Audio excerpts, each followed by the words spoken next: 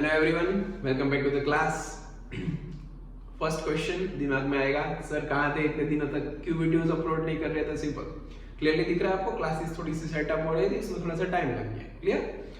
अब आगे की बात करें तो भाई रेगुलर वीडियोस मिलने वाली है आपको, रेगुलर क्वेश्चंस मिलने वाले हैं, रेगुलर डीपीपी मिलने वाली है। मतलब डोंट वरी, आपको चैनल को जल्दी से सब्सक्राइब कर लेना है, मतलब आपको रेगुलरली सारी अपडेट्स मिलती रहे। क्लियर? अब प्रीवियस क्लासेस की बात करें तो भाई सिंपल, हम प्रीवियस क्लासेस में क्या पढ़ रहे थे सर याद नहीं है। देखो भाई वीडियोस नोट्स देखो, हमने पहले पढ़ा था कुछ पीओएससी, उसके बाद परसेंटेज यील्ड, उसके बाद percentage purity, empirical formula, molecular formula, और अभी तक हमने कितने अच्छे अच्छे क्वेश्चंस कर लिए, कई प्रीवियस ईयर के क्वेश्चंस भी कर लिए। मतलब एकदम perfectly JEE main advanced NEET के हिसाब से प्रॉपर सिलेबस आपका जा रहा है। मतलब उसमें मैं कोई भी डिस्टर्बेंस क्रिएट नहीं कर रहा हूँ, परफेक्टली जो सिलेबस वहां पे प्रोवाइड किया है उसी सिलेबस के अकॉर्डिंग पढ़ा रहा हूँ। क्लियर? अब आगे की बात करें, आगे आपको क्या पढ़ना है, कैसे पढ़ना है, तो भाई हेडिंग डाला हुआ है मैंने, कंसंट्रेशन टर्म्स। आपको समझना है कंसंट्रेशन टर्म्स क्या होते हैं। पहले मैं वर्ड क्लियर करवाऊंगा कि कंसंट्रेशन क्या होता है। एकदम बेसिक सी बात से हम स्टार्ट करेंगे, एकदम डीप में जाने वाले। बोर्ड पे मैं आज इतने सारे क्वेश्चन करवाने वाला हूँ, और लिंक में जाके आप एक बार देख के वापस आ जाओ कि मैंने एक डीपीपी डाली है जिसके अंदर 50 क्वेश्चन है ऑलरेडी, और यहाँ पे भी हम अप्रोक्सीमेटली 20-30 क्वेश्चन करने वाले हैं। मतलब ये लेक्चर देखने के बाद आपका कंसंट्रेशन टर्म्स में कोई डाउट नहीं होने वाला। क्लियर? डन? जल्दी से पेन और कॉपी निकालो और मेरे साथ नोट डाउन करना स्टार्ट करो। सी, हम कंसंट्रेशन के बारे में पहले पढ़े, तो कंसंट्रेशन क्या होता है वो समझना पड़ेगा। कंसंट्रेशन समझने के लिए मैं यहाँ पे सिंपल सा एग्जांपल लेता हूँ। देखो हमारे पास अभी दो बीकर है या फिर दो कंटेनर है। चलो ये फर्स्ट हो गया, ये सेकेंड वन। ओके, इसके अंदर मैंने कुछ सॉल्वेंट के फॉर्म में फिल किया हुआ है, सॉल्वेंट। इसके अंदर भी मैंने सेम अमाउंट में सॉल्वेंट फिल किया हुआ है। ओके, चलो इसके अंदर मैं बात करूं तो मैंने 50 ml सॉल्वेंट फिल किया है, 50 ml सॉल्वेंट। इसके अंदर भी मैंने 50 ml सॉल्वेंट फिल किया है। अब सर सॉल्वेंट क्या होता है समझ में ही नहीं आता, सॉलिड सॉल्वेंट में 6 स्टैंडर्ड से कंफ्यूजन है। ओके, मजाक कर रहा हूँ, नहीं होगा कंफ्यूजन, मतलब पता ही होगा मेजॉरिटी बच्चों को, फिर भी यहाँ पे बता देता हूँ। सॉल्यूशन के दो कंपोनेंट्स होते हैं, एक होता है सॉल्यूट, दूसरा होता है सॉल्वेंट। अब सॉल्यूट किसे बोलते हैं, सॉल्वेंट किसे बोलते हैं, सबको पता है। सी, आप शुगर सॉल्यूशन बना रहे हो तो आप क्या डालने वाला हो, वाटर और शुगर, सिंपल। तो इसमें देखो जिसका कम अमाउंट है, डेफिनेशन सिंपल है, जिसका कम अमाउंट है उसको आप क्या बोलेंगे, सॉल्यूट। मतलब शुगर को आप क्या बोलेंगे, सॉल्यूट, और वाटर को क्या बोलेंगे आप, सॉल्वेंट। ओके, कुछ अलग पढ़ना हो तो भाई ऐसे भी पढ़ सकते हो, थोड़ा सा लेवल बढ़ गया तो सिंपली ऐसे भी पढ़ सकते हो। इन दोनों में मतलब शुगर और वाटर में कौन सी चीज डिसॉल्व हो रही थी और कौन सी चीज डिसॉल्व कर रही थी, तो आप सिंपली आंसर देंगे कि सर शुगर डिसॉल्व हो रहा था और वाटर शुगर को डिसॉल्व कर रहा था। तो जो चीज दूसरे सॉल्यूट को डिसॉल्व करती है उसको हम बोलते हैं सॉल्वेंट, और जो चीज डिसॉल्व होती है उसको हम क्या बोलते हैं, सॉल्यूट। सिंपल सी डेफिनेशन थी। क्लियर? अब यहाँ पे मैंने, चलो सेम एग्जांपल लेते हैं। यहाँ पे सॉल्वेंट के फॉर्म में हमने क्या ले लिया है, वाटर ले लिया, और इसके अंदर मैंने शुगर थोड़ी सी मिला दी। ये रेड कलर का पार्ट दिख रहा है वो आपका शुगर है, और यहाँ पे भी रेड कलर का जो आपको पार्ट दिख रहा है वो आपका शुगर है। दोनों के अंदर मैंने कुछ कुछ अमाउंट में शुगर मिक्स कर दी, लेकिन नीचे वाले कंटेनर में मैंने शुगर का अमाउंट ज्यादा रख दिया है। ओके, ऊपर वाले के कंपैरिजन में नीचे वाले कंटेनर में शुगर का अमाउंट ज्यादा है। कितना अमाउंट है उसके बारे में डिस्कस करता हूं। तो देखो यहाँ पे मैंने 5 मोल्स शुगर डाल दिए। कितने मोल्स है शुगर, 5 मोल्स शुगर, और इसके अंदर सपोज मैंने 10 मोल्स शुगर डाल दिया। मोल्स के साथ आप अच्छे से वे में ले रहा हूं, मतलब आपको मोल्स के बारे में आई थिंक सब कुछ पता है। क्लियर? फिर भी नहीं पता तो ऊपर मेरा मे बी 2, 3, 4 या फिर 3, 4, 5 3 लेक्चर मैंने किए मोल कैलकुलेशन, ऐसा थंबनेल के ऊपर आपको दिख जाएगा, उसको क्लिक करो और उसके अंदर जो क्वेश्चन है उसको प्रैक्टिस करो, वीडियो देखो, मतलब आपका मोल स्ट्रॉन्ग हो जाएगा। मोल कैसे निकालते हैं सारी चीजें आपको पता लग जाएगी। यहाँ पे मैं उसके बारे में बिल्कुल डिस्कशन नहीं करने वाला, मोल्स क्या होता है पता होना चाहिए। अब देखो आप यहाँ पे क्लियरली बोल सकते हो कि सर इसके अंदर जो शुगर के मोल्स है, मतलब जो सॉल्यूट के मोल्स है, वो इसके कंपैरिजन में कम है। मतलब देखो वाटर तो दोनों में सेम ही है, लेकिन शुगर का अमाउंट इसके अंदर कम है, इसके अंदर शुगर का अमाउंट ज्यादा है। मतलब ऐसा बोल सकते हैं क्या हम, इसके अंदर थोड़ी सी अच्छी बात बोलनी पड़ेगी, मतलब आप 11th लेवल पे हो, ऐसा बोल सकते हो पर यूनिट वॉल्यूम यहाँ पे सॉल्यूट का अमाउंट कम है, मतलब पर यूनिट वॉल्यूम यहाँ पे सॉल्यूट कम अमाउंट पे है। ऐसा भी बोल सकते हैं कि भाई शुगर पार्टिकल्स पर यूनिट वॉल्यूम कम अमाउंट में, मतलब यहाँ पे कंसंट्रेशन के बारे में आप क्या बोल सकते हो, कंसंट्रेशन कैसा होगा, तो पहले इसके बारे में डिस्कस करते हैं, फिर यहाँ पे लिखते हैं कंसंट्रेशन कैसा है इसके अंदर। सी यहाँ पे पर यूनिट वॉल्यूम, सर कब से आप पर यूनिट वॉल्यूम बोल रहे हो, क्या बात है भाई 10th में पढ़ चुके हो। अब देखो एक बार पर यूनिट वॉल्यूम मतलब यहाँ पे 1 ml में कितने मोल्स है और यहाँ पे 1 ml में कितने मोल्स है वो कैलकुलेट करो। फिर देखो यहाँ पे 1 ml में इसके कंपैरिजन में ऑब्वियसली बात है ज्यादा मोल्स आएंगे, मतलब यहाँ पे पर यूनिट वॉल्यूम 1 ml वॉल्यूम में सॉल्यूट का अमाउंट इसके कंपैरिजन में कम है, मतलब यहाँ पे पर यूनिट वॉल्यूम, सॉरी वॉल्यूम तो लिख दिया, पर यूनिट वॉल्यूम सॉल्यूट पार्टिकल्स ज्यादा अमाउंट में। इट मींस यहाँ पे हम ऐसा लिख सकते हैं कि शुगर पार्टिकल्स पर यूनिट वॉल्यूम ज्यादा अमाउंट में, मतलब अब आप क्लियरली लिख सकते हो इसका कंसंट्रेशन मतलब जो ऊपर का सॉल्यूशन है उसका कंसंट्रेशन कैसा है, कम है, लेकिन नीचे का जो सॉल्यूशन है उसका कंसंट्रेशन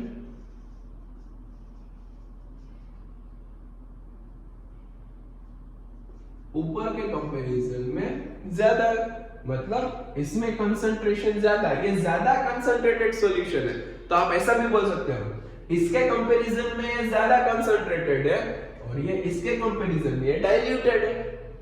समझ में आ रही बात, जिसमें सॉल्वेंट का अमाउंट सॉल्यूट के कंपैरिजन में, देखो यहाँ पे इसके कंपैरिजन में यहाँ पे सॉल्वेंट के पार्टिकल्स ज्यादा मिलेंगे आपको, यहाँ पे पर यूनिट वॉल्यूम सॉल्यूट के पार्टिकल्स कम है, यहाँ पे पर यूनिट वॉल्यूम सॉल्यूट के पार्टिकल्स ज्यादा है। इट मींस यहाँ पे कंसंट्रेशन ज्यादा है, यहाँ पे कंसंट्रेशन कम है। आई होप सबको कंसंट्रेशन के बारे में समझ में आ गया होगा, क्लियर। मतलब ये सिर्फ सिंपल सी कंसंट्रेशन की बात थी, जिसमें सॉल्यूट का अमाउंट ज्यादा हो, ज्यादा पावरफुल होता है, ज्यादा कंसंट्रेटेड होता है, सिंपल, मतलब सॉल्यूट पता चल गया, सॉल्वेंट पता चल गया, सॉल्यूशन पता चल गया, कंसंट्रेशन पता चल गया। अब कंसंट्रेशन को आप कई टर्म्स में डिफाइन कर सकते हो। अगर आप चलो अभी सैनिटाइजर की बात करें तो ऐसा बोलते हैं कि भाई चलो 35% अल्कोहल 70% अल्कोहल, उसका मतलब क्या होता है, मतलब कई सॉल्यूशन के पीछे अभी सैनिटाइजर का मतलब थोड़ा सा ट्रेंड चल रहा है, मतलब उसके बारे में बताएं।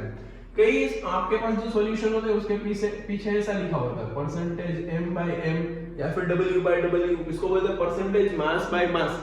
9th स्टैंडर्ड के सेकंड चैप्टर में आप इसके बारे में पढ़ चुके हो थोड़ा सा। ऐसा भी होता है percentage mass by volume, percentage volume by volume, ये सारे कंसंट्रेशन टर्म है, इसके बारे में आज आपको डिटेल में पढ़ना है। फिर एक टर्म की बात करूं तो भाई एक होता है मोलारिटी, एक होता है मोलालिटी, एक होता है मोल फ्रैक्शन, एक होता है ppm पार्ट्स पर मिलियन, पार्ट्स पर मिलियन, एक होता है ppb पार्ट्स पर बिलियन। फिर ये सारे कंसंट्रेशन का molarity, mole fraction, ppm, ppb, percentage mass by mass, percentage mass by volume, percentage volume by volume, normality. अब देखो नॉर्मलिटी पढ़ना थोड़ा सा कॉम्प्लिकेटेड है, मतलब आपको आगे के थोड़े से चैप्टर पता चल जाए ना, रेडॉक्स रिएक्शन पता चल जाए, मतलब मैं क्लियर कट बोल देता हूँ, रेडॉक्स रिएक्शन थोड़ा सा अच्छे से पता चल जाएगा तो आपको नॉर्मलिटी अच्छे से आने लगेगी। मैं ट्राई करता हूँ नॉर्मलिटी के ऊपर सेपरेट वीडियो बनाने की, मतलब वो अकेला ही काफी है। उसमें एन फैक्टर और सारी चीजें थोड़ी सी कॉम्प्लिकेटेड, जो मतलब 12th वाले बच्चे वो समझ गए होंगे कि किसके बारे में सर बात कर रहे हैं, लेकिन 11th में पढ़ाया जाएगा, डोंट वरी। लेकिन नॉर्मलिटी हम मेनली आज के लेक्चर में कवर नहीं करने वाले। क्लियर? तो जल्दी से भाई इतना नोट डाउन कर लीजिए, फिर हम आगे बढ़ते हैं।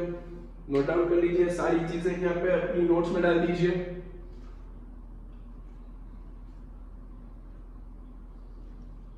चलो भाई, सबने नोट डाउन कर लिया होगा। अब इसका लिस्ट बना लेना प्रॉपरली, हम इसको वन बाय वन डिस्कस करने वाले हैं। परसेंटेज m by n क्या होता है, एक टर्म डिस्कस होने के बाद ये सारा कंसंट्रेशन टर्म्स है, मतलब कंसंट्रेशन को डिफाइन करने वाले थोड़े से टर्म्स, इसका लिस्ट बना लेना वन बाय वन इसके बारे में डिस्कस कर लेंगे। और चल एक खत्म होने के बाद उसके ऊपर क्वेश्चंस करने वाले हैं, तो मैं इसको इरेज कर रहा हूं, आपने नोट डाउन कर लिया होगा। फर्स्ट हेडिंग डाल दो परसेंटेज m by m, क्या होता है परसेंटेज m by m, वहां से स्टार्ट करेंगे। मीनिंग क्या होता है वहां से स्टार्ट करेंगे, और उसके डेप्थ लेवल के क्वेश्चन तक हम जाने वाले हैं। 9th की चीजें सबको पता ही होगा। चल फर्स्ट टर्म है आपका फर्स्ट कंसंट्रेशन टर्म, जिसका नाम है परसेंटेज मास बाय मास, या फिर कई जगह पे इसको परसेंटेज वेट बाय वेट ऐसा भी बोलते हैं, या फिर कई जगह पे इसको मास परसेंट इतना भी बोल देते हैं, मास परसेंट। क्लियर? चलो, तो ये 3 नाम है इसके, जिसमें मतलब जहां पे भी जो भी लिखा हो उस हिसाब से समझ लेना। अब पहले मैं आपको मीनिंग, चलो इसका मीनिंग पता होना चाहिए, बाकी सारी चीजें तो हम देखेंगे।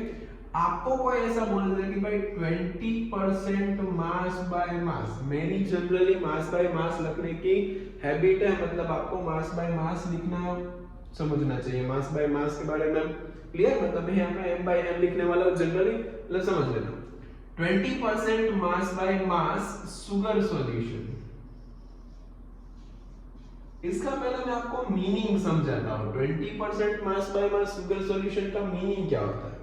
देखो, इसमें जो पहला m है वो सॉल्यूट को डिफाइन करता है, पहला m किसको डिफाइन करता है? सॉल्यूट को।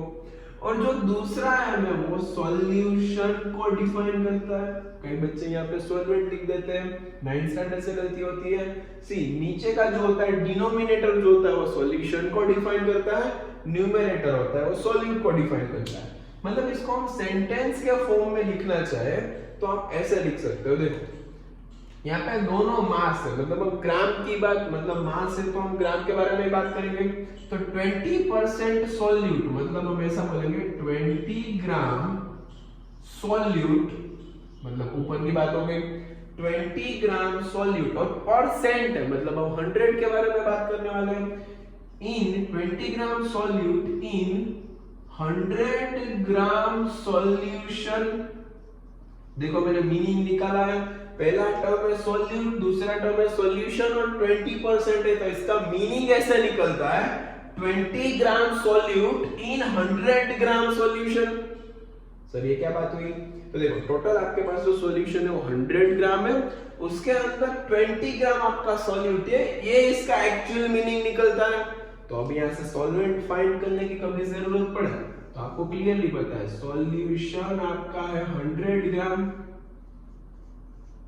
इसके अंदर सॉल्यूट आपका है 20 ग्राम, तो ऑब्वियस सी बात है सॉल्वेंट आपका कितना हो जाएगा 80 ग्राम। क्लियर? मतलब आपको सिंपली एक सॉल्यूट लेना है, मतलब शुगर लेना है, 20 ग्राम शुगर लेना है, उसको एक कंटेनर में डाल देना है, फिर आपको ऊपर वाटर फिल करते जाना है 100 ग्राम। अब वाटर की डेंसिटी तो 1 ही होती है, मतलब 100 ग्राम बोलो या 100 ml बोलो, दोनों बात एक ही होगी। मतलब अप टू 100 तक उसको फिल कर देना है, मतलब आपका सॉल्यूशन रेडी हो गया। कभी आपको लेबोरेटरी में जाके बोले कि भाई 20% m by m सॉल्यूशन बना के दिखा चल, तो कैसे करेंगे? सिंपल, आपको कुछ नहीं करना है, 20 ग्राम सॉल्यूट लेके आना है, एक कंटेनर में डालना है, उसके ऊपर 100 अप टू 100, देखो मैं नहीं बोल रहा हूं 100 अप टू 100, मतलब जो 100 का मार्क होगा, जो सिलेंडर होगा उसको मेजरिंग सिलेंडर बोलते हैं, उसका जो मार्किंग होगा 10 ml, 20 ml, 30 ml, 40 ml, 100 ml, मतलब वाटर के केस में तो दोनों डेंसिटी सेम है। अगर दूसरा कोई है तो डेंसिटी से कन्वर्ट करेंगे, हम सीखेंगे। अभी तो दोनों के लिए तो सेम ही है। 100 ग्राम बोले तो मतलब 100 ml तक फिल कर देना है, काम खत्म हो जाएगा। क्लियर? तो ये हो गया आपका 20% m/m का मीनिंग। अब इसको फॉर्मूला, इसका फॉर्मूला क्या है, इसको कैसे निकालते हैं? तो परसेंटेज मास बाय मास का फॉर्मूला है मास ऑफ सॉल्यूट। ऊपर न्यूमरेटर में आपको लिखना है मास ऑफ सॉल्यूट, नीचे आपको लिखना है मास ऑफ सॉल्यूशन। देखना गलती मत करना, डिनोमिनेटर में क्या लिखना है? सॉल्यूशन, क्योंकि पहला m जो डिफाइन करता है सॉल्यूट के बारे में होता है, दूसरा m किसके बारे में होता है? सॉल्यूशन के बारे में होता है। मल्टीप्लाई बाय आपको करना है 100, क्योंकि परसेंट की बात कर रहे हैं, पर सेंट मतलब पर 100, सिंपल। अब देखो यहाँ इसको ही यहाँ पे पुट करके देखो 20% आंसर आता है कि नहीं आता। सॉल्यूट का मास कितना है? 20 डाल दिया यहाँ पे। चलो यहाँ पे मैंने लिख दिया 20 ग्राम सॉल्यूट अपॉन सॉल्यूशन का मास कितना है? 100 ग्राम मल्टीप्लाई बाय 100, 100 से 100 कट हो जाएगा, मतलब आंसर आ जाएगा 20% m/m। तो ऐसे कंसंट्रेशन आप फाइंड आउट कर सकते हो। न्यूमेरिकल में क्या होगा? सिंपली कुछ सॉल्यूट होगा, कुछ सॉल्यूशन होगा, कुछ घुमा फिरा के बात देंगे और आपको ऑलरेडी आना किस पे? सिंपली इस पे घूम फिर के इस पे आना। यही तो एक फॉर्मूला है इसका, परसेंटेज m/m का। तो सिंपल ये फॉर्मूला नोट डाउन कर लीजिए, फिर इसके ऊपर हम न्यूमेरिकल्स देखते हैं। इसको मैं इरेज कर रहा हूं, वीडियो पॉज करके प्लीज नोट डाउन कर लेना। ओके, अब जल्दी से हेडिंग कर दो। क्वेश्चन नंबर 1, मतलब यहां से 1 2 3 4 5 6 ऐसे लाइन में नंबरिंग करते जाना। क्वेश्चंस आपको बहुत अच्छे मिलने वाले हैं। फर्स्ट एकदम बेसिक सा क्वेश्चन मैंने लिखा है, what is the percentage by mass of alcohol. Question 1, what is the percentage by mass of alcohol, by mass of alcohol in a solution containing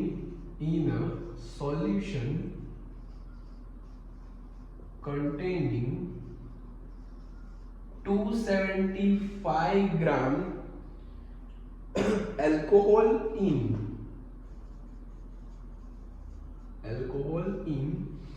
500 gram solution।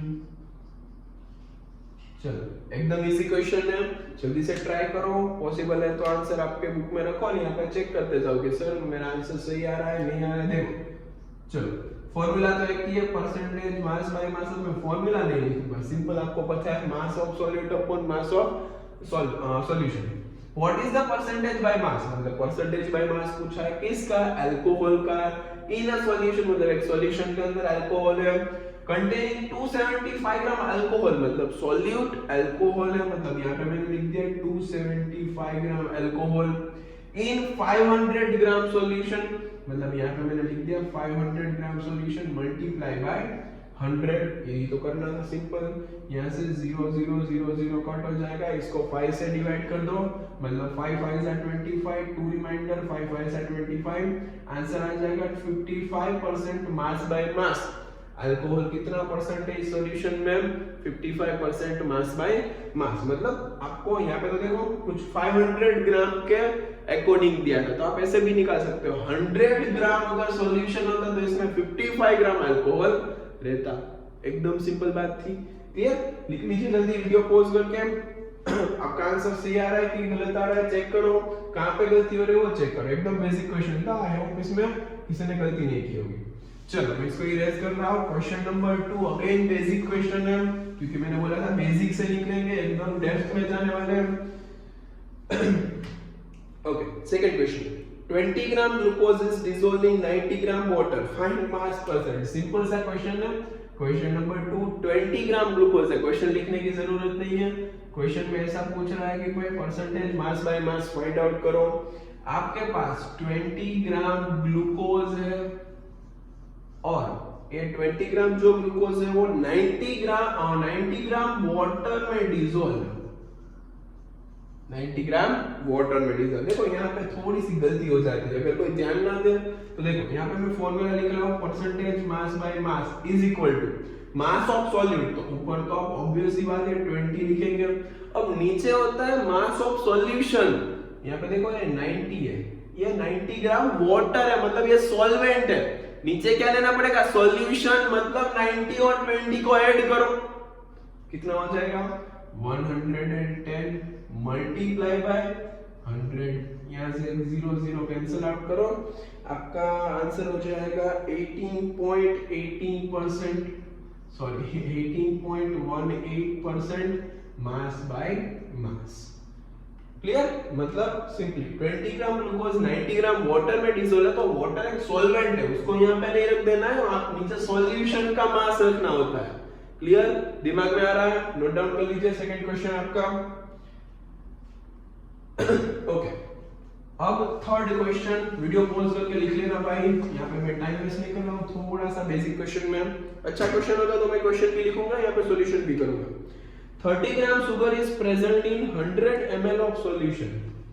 30 gram, question number 3, 30 gram sugar is present in लिखा है कुछ 100 ml of solution। अब यहाँ पे लिखा है 100 ml of solution, 100 ml of solution। यहाँ पे फंसने वाले हो थोड़े से। Find percentage mass by mass, find percentage mass by मास। और थोड़ी सी एडिशनल इंफॉर्मेशन आपके पास है, if density of solution is 1.2 ग्राम पर ml। चलो इसको ट्राई करो अच्छे से, वीडियो पॉज करके एक बार चेक करो आपका आंसर आ रहा है कि नहीं आ रहा, फिर यहाँ पे सॉल्यूशन देख लेना। मैं यहाँ पे स्टार्ट कर रहा हूँ सॉल्यूशन। सी, आपको पहले फाइंड क्या करना है उसके बारे में सोचो। Percentage mass by mass, okay, यहाँ पे मैंने फॉर्मूला लिख दिया परसेंटेज मास बाय मास। ऊपर आ जाएगा मास ऑफ सॉल्यूट, चलो मैंने ऊपर ले लिया मास ऑफ सॉल्यूट। यहाँ पे आ जाएगा मल्टीप्लाई बाय 100, चलो यहाँ पे मैंने ले लिया मल्टीप्लाई बाय 100। नीचे आएगा मास ऑफ सॉल्यूशन, आपके पास क्या 100 ml ऑफ सॉल्यूशन, मतलब आपके पास सॉल्यूशन का वॉल्यूम है, मास तो है नहीं। तो यहाँ पे इसीलिए तो डेटा दिया है कि भाई इसको कन्वर्ट करो। देखो डेंसिटी का फॉर्मूला क्या होता है, density is equal to mass upon volume. Okay, अब मास के बारे में बात करें तो मास हमें नहीं पता है, डेंसिटी पता है 1.2, मास हमें फाइंड आउट करना है, वॉल्यूम हमें पता है 100, तो मास इज इक्वल टू हो जाएगा 12 into 100 upon 10, मतलब यहाँ से 0 कैंसिल कर दो, ये हो जाएगा 120 ग्राम। देखो यहाँ पे आपका सॉल्यूशन का वॉल्यूम 100 ml था, लेकिन मास कितना आया 120 ग्राम, क्योंकि सारी चीजें डेंसिटी के ऊपर डिपेंडेंट होती है, सिंपल। तो ये थोड़ा सा अच्छा क्वेश्चन था, यहाँ पे आपको डालना पड़ेगा 120। ओके, चलो ये हो गया, 0 से 0 कैंसिल, 3 4 जा, मतलब यहाँ पे 4 आ जाएगा, 25 से कट हो जाएगा, आंसर आ जाएगा 25% मास बाय मास। सिंपल क्वेश्चन था, यहाँ पे 3 क्वेश्चन इसके ऊपर मतलब मेनली देख लेते हैं तो 3 क्वेश्चन थे अच्छे, इसके अलावा कोई चीज इसके अंदर नहीं है। फिर हम आगे जाएंगे तो इसके ऊपर थोड़े से कॉम्प्लिकेटेड क्वेश्चन बनाएंगे, इसको नोट डाउन कर लीजिए। फिर हम स्टार्ट करते हैं percentage m by v, sorry v by v देखेंगे, उसके बाद m by v देखेंगे, नोट डाउन कर लीजिए इसको। चलो सबने नोट डाउन कर लिया होगा, 3 क्वेश्चन थे, एक टर्म खत्म हो गया। अब मैं दोनों टर्म साथ में ही समझा रहा, फिर दोनों के साथ में क्वेश्चन करने वाले परसेंटेज v by v क्या होता है और m by v क्या होता है, सबको समझ में तो आ गया होगा अभी तक, इसके जैसा ही है, सिंपल। ओके, अब second concentration term percentage v by v, इसका मीनिंग क्या होता है, तो मैं simple percentage volume by volume या फिर वॉल्यूम परसेंट, जैसे मास परसेंट बोलते थे वैसे ही वॉल्यूम परसेंट। इसके अंदर मैं एक ले लूं कि भाई 20% v by v सॉल्यूशन है, शुगर सॉल्यूशन तो नहीं बोल सकते, एसीटोन का सॉल्यूशन है, 20% v by v एसीटोन का सॉल्यूशन है। तो इसका मीनिंग क्या होता है, तो देखो पहला जो टर्म होता है वो ऑब्वियस बात है सॉल्यूट को डिफाइन करता है, और जो दूसरा टर्म होता है वो सॉल्यूशन को डिफाइन करता है। सिंपल। अब देखो इसको हम सेंटेंस के फॉर्म में लिखे तो हम ऐसा लिख सकते हैं 20 gram solute in 20 ml solute, volume में मतलब यहाँ पे क्या लिखना पड़ेगा ml, 20 ml solute in 100 ml solution. कुछ अलग नहीं था, सिंपल, वहां पे ग्राम था, इसमें ml आ जाएगा, इजी है एकदम, 20% v by v। अब इसका फॉर्मूला आप निकाल सकते हो, simple, percentage v by v का फॉर्मूला क्या होता है, volume of solute upon volume of solution, volume of solute upon volume of solution multiply by 100। Simple सी बात थी, ऊपर सॉल्यूट का वॉल्यूम, नीचे सॉल्यूशन का वॉल्यूम और मल्टीप्लाई बाय 100। इसको पुट करके चेक करो, volume of solute 20 ml, volume of solution 100 ml और मल्टीप्लाई बाय 100 मतलब 20 अपॉन 100 इनटू 100 कट हो जाएगा, मतलब आपका आंसर आ जाएगा सिंपली 20।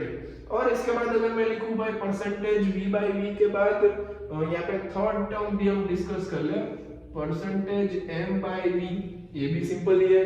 इसमें चलो एग्जांपल लेते हैं, 20% m by v sugar solution या फिर सॉल्ट सॉल्यूशन, जिसके बारे में बात करना हो कर लो, शुगर सॉल्यूशन या फिर सॉल्ट सॉल्यूशन। किस क्या मीनिंग होता है इसका, तो भाई अभी समझ गए होंगे कि सर क्या बोलना चाहते हैं। पहला टर्म क्या डिफाइन करता है बच्चों, सॉल्यूट का मास, और जो दूसरा टर्म होता है वो सॉल्यूशन का वॉल्यूम डिफाइन कर रहा है। मतलब आपको कोई ऐसा पूछे कि 20% m by v का मीनिंग क्या है, मीनिंग देखो, मीनिंग निकलना आना चाहिए। 12th में भी ये पढ़ने वाले हो, सॉल्यूशन चैप्टर नंबर 2 सॉल्यूशन, इसमें भी ये सारी चीजें आने वाली। मीनिंग नहीं पता तो आप कोई क्वेश्चन नहीं कर सकते, मीनिंग पता होना चाहिए। आपको शॉर्ट फॉर्म में लिख के दे देगा कि 20% m by v है, एक में से दूसरे टर्म में जाना होगा। अभी मैं क्वेश्चन करवाऊंगा, देखना। इसका मीनिंग होता है 20 gram solute in 100 ml solution. ये बात आपको ध्यान रखनी थी, पहला मास था, दूसरा वॉल्यूम था। अगर मुझे इसका फॉर्मूला बनाना है तो फॉर्मूला में ऐसे बन सकता है, परसेंटेज m by v, ये सारी 9th की चीजें है। ऊपर आ जाएगा मास ऑफ सॉल्यूट, नीचे आ जाएगा volume of solution, volume of solution multiply by 100। तो जल्दी डेफिनेशन लिख लो, दोनों फॉर्मूला लिख लो, फिर इसके ऊपर कॉमन क्वेश्चन कर लेंगे, दोनों लिख ले जल्दी। चलो अभी आपको 3 क्वेश्चन यहाँ पे बोर्ड पे दिख रहा है, अच्छे से ट्राई करो अपनी बुक में, जो मैंने फॉर्मूला लिखे उसके ऊपर ही है, और ये दोनों अच्छे क्वेश्चन है। इसका तो मतलब ये तो नॉर्मल है, ये अच्छा क्वेश्चन है, ये पता होना चाहिए। ओके चलो फर्स्ट क्वेश्चन में तो कुछ है नहीं, 40 ml solute present in 160 ml of solvent, मतलब आपके पास चलो यहाँ पे मैं सिंपली लिखूं, परसेंटेज v by v का फॉर्मूला क्या होता है, percentage v by v is equal to volume of solute, तो ऊपर हो जाएगा 40, नीचे हो जाएगा वॉल्यूम ऑफ सॉल्यूशन। तो 40 ml सॉल्यूट है और 160 ml सॉल्वेंट है, तो सिंपली 200 ml क्या हो जाएगा, सॉल्यूशन मल्टीप्लाई बाय 100। सिंपली यहाँ पे 0 0 कैंसिल करो, आंसर आ जाएगा 20% v by v, मतलब मुझे इसमें कुछ करने की जरूरत नहीं थी, सिंपली ऐसे ही हो जाता है, कैलकुलेशन करने की जरूरत नहीं है। नीचे यहाँ पे सेकंड क्वेश्चन, ये अच्छे से देखना पड़ेगा, समझना पड़ेगा, इंपॉर्टेंट क्वेश्चन है। यहाँ पे आराम से सुनना और पेन पे थोड़ी देर के लिए छोड़ देना, यहाँ पे सब कुछ छोड़ देना, साइड में जो दूसरे टैब्स ओपन है वो भी छोड़ देना, यहाँ पे देखना है। A solution is 30% m by v, okay, एक सॉल्यूशन है जो 30% मास बाय वॉल्यूम के हिसाब से कंसंट्रेटेड है। Find its concentration in m by, ये क्या बोल दिया, मास बाय मास में फाइंड आउट करो। मैंने बोला था ना मीनिंग पता होना चाहिए, मीनिंग नहीं पता तो ऐसे क्वेश्चन नहीं कर सकते, ऐसे ही आने वाले। आपको क्या लगता है ऐसा क्वेश्चन आएगा क्या, बिल्कुल नहीं। 30% m by v का मीनिंग क्या होता है, यहाँ पे देखो 30% m by v का मीनिंग क्या होता है, तो भाई ऐसा 30 gram solute in 100 ml solution, simple 30 gram solute है और वो 100 ml सॉल्यूशन में। आपको क्या पूछा है, मास बाय मास। ये देखो पूछा क्या है, उसके नीचे भी अंडरलाइन करो और जो गिवन है उसके नीचे भी अंडरलाइन करो। अब मास बाय मास का फॉर्मूला क्या होता है, मास ऑफ सॉल्यूट।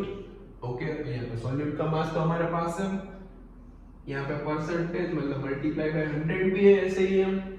नीचे क्या फाइंड करना है आपको, मास ऑफ सॉल्यूशन, और आपके पास क्या है, वॉल्यूम ऑफ सॉल्यूशन। तो डेटा तो है हमारे पास, डेंसिटी, सिंपल। तो डेंसिटी इज इक्वल टू होता है मास अपॉन वॉल्यूम। मास आपको फाइंड आउट करना है, डेंसिटी आपको पता है 2 इनटू वॉल्यूम को मैं ऊपर ले लूं 100, तो इज इक्वल टू मुझे क्या मिल जाएगा, मास। तो सिंपली मास मुझे मिल गया 200 ग्राम।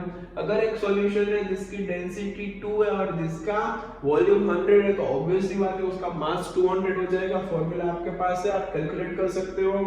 यहाँ पे कट कर दो सबको, 2 यहाँ पे, चलो 30/2 मतलब आंसर आ जाएगा यहाँ पे 15% मास बाय मास। देखो कैसा क्वेश्चन पूछ लिया आपको, 30% m/v आपको दिया था और आपको पूछा था percentage mass by mass find करो। इजी क्वेश्चन, नोट डाउन कर लीजिए। थर्ड क्वेश्चन वो भी इजी है, आपने कर लिया होगा अभी तो, आंसर भी आ गया होगा। देखो solution of phosphoric acid, confuse नहीं होना, फास्फोरिक एसिड हम पढ़ेंगे आगे, इज 10% m/m, मतलब उसका कंसंट्रेशन 10% m/m है। Find mass of phosphoric acid present in 200 ml of solution. अब ये देख के बच्चे कंफ्यूज हो जाएंगे कि इसमें कहना क्या चाहते हैं। कुछ नहीं है भाई, परसेंटेज मास बाय मास का फॉर्मूला डाल। क्या होता है formula, mass of solute upon, नीचे क्या हो जाएगा, मास ऑफ सॉल्यूशन मल्टीप्लाई बाय 100। अब परसेंटेज मास बाय मास तो हमारे पास है, कितना है 10 इज इक्वल टू, ऊपर क्या होता है मास ऑफ सॉल्यूट, तो वही तो मैं फाइंड करना है। फास्फोरिक एसिड कितना प्रेजेंट है, मास ऑफ फास्फोरिक एसिड, वही तो मैं फाइंड आउट करना है। मतलब हम यहाँ पे लिख देंगे x multiply by 100 as it is. यहाँ पे देखो हमारे पास जो सॉल्यूशन है वो 200 ml है, फॉर्मूला तो हम मास का यूज करना है, मतलब हमें इस ml को मास में कन्वर्ट करना पड़ेगा। मतलब density is equal to mass upon volume, मतलब 1.5 into 200 is equal to mass. यहाँ से एक पॉइंट आएगा, नीचे 10 आएगा, ये 0 से कट हो जाएगा, 15 2 30, तो सॉल्यूशन हो गया हमारे पास 300 ग्राम।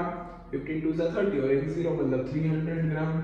अब यहाँ से 0 0 कैंसिल आउट करो और x की वैल्यू मिल जाएगी आपको 30 ग्राम। मतलब इस सॉल्यूशन में आपने जो फास्फोरिक एसिड ऐड किया होगा उसका मास होगा 30 ग्राम। अब सर ये एसिड तो लिक्विड में, मास तो भाई सबकी डेंसिटी होती है, सबके पास जो अपना अपना वॉल्यूम होता है उसको आप मास में कन्वर्ट कर सकते हो, सबका अपना मास होता है। ऐसी मेंटालिटी मत रखो कि सॉलिड का ही मास होता है। कई बच्चों की मेंटालिटी होती है कि सर मास तो सॉलिड का होता है और वॉल्यूम तो भाई लिक्विड का होता है। ऐसा नहीं भाई, सबका मास सबका वॉल्यूम होता है। ऐसे मत समझो कि भाई सॉलिड का ही मास है। क्लियर? तो ये 3 क्वेश्चन है, जल्दी से लिख लीजिए आप नोट में, नोट डाउन कर लीजिए सारी चीजें यहाँ पे। चलो सबने नोट डाउन कर लिया होगा।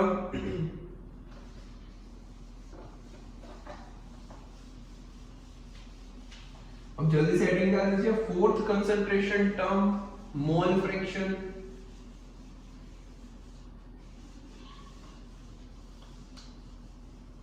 Fourth concentration term mole fraction.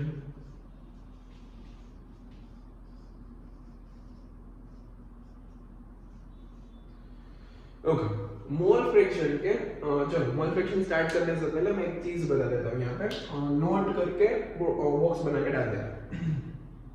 आप जो कंसंट्रेशन टर्म पढ़ रहे हो उसमें 2 टाइप के कंसंट्रेशन टर्म होते हैं। एक होते हैं टेम्परेचर डिपेंडेंट, मतलब टेम्परेचर के ऊपर डिपेंड करते हैं, टेम्परेचर डिपेंडेंट कंसंट्रेशन टर्म होते हैं। एक होते हैं टेम्परेचर इंडिपेंडेंट, मतलब एक टेम्परेचर के ऊपर डिपेंड करते हैं, एक टेम्परेचर के ऊपर डिपेंड नहीं करते। तो सोचो कोई ऐसा कंसंट्रेशन टर्म है जिसके अंदर सिर्फ मास की बात कर रहे हो, सिर्फ मास की बात और कोई नहीं, सपोज सर एग्जांपल दीजिए, तो मैं यहाँ पे लिख दूं परसेंटेज मास बाय मास। इसमें आपने कहीं वॉल्यूम की बात की, सिर्फ मास की बात चल रही, भले सॉल्यूट के सॉल्यूशन के किसकी भी मास की बात चल रही हो, लेकिन सिंपल मास की बात चल रही है। अब सोचो अगर मैं टेम्परेचर इंक्रीज करूं तो मास पे कुछ फर्क पड़ेगा? क्या हो जाएगा? आपको धूप में रखने से, कहीं किसी बच्चे को उठाया धूप में रख दिया, पहले वो 50 केजी का था, अब वो 100 केजी का, ऐसा पॉसिबल है? बिल्कुल नहीं। तो अगर कोई चीज ऐसी है, कोई कंसंट्रेशन टर्म ऐसा है जिसमें सिर्फ मास की बात हो रही है, तो उसको आप टेम्परेचर इंडिपेंडेंट टर्म में डालेंगे, परसेंटेज m बाई v। लेकिन अगर मैं sorry percentage m by m, अगर मैं परसेंटेज m बाई v की बात करूं, परसेंटेज m बाई v, तो इसमें देखो वॉल्यूम की बात आ रही है।